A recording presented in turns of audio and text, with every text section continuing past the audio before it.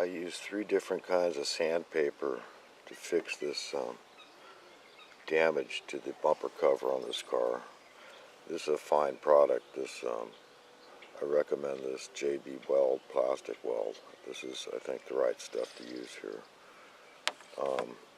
Got 100 grit and 150 and 240, and it came out pretty good. I couldn't find any scratches. If you sand lightly, when you're all done with that 240, it should come out pretty smooth. I don't think the human eye can detect any scratches if you do a good job with that 240.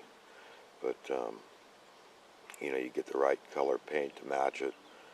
You get the coat off your car, then they can match it pretty good at the auto parts store. They typically have cans of spray paint that will be pretty much an identical match, because I can't tell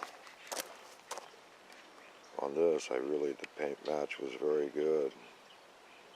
That side there wasn't painted, this side was, and I really can't tell any difference.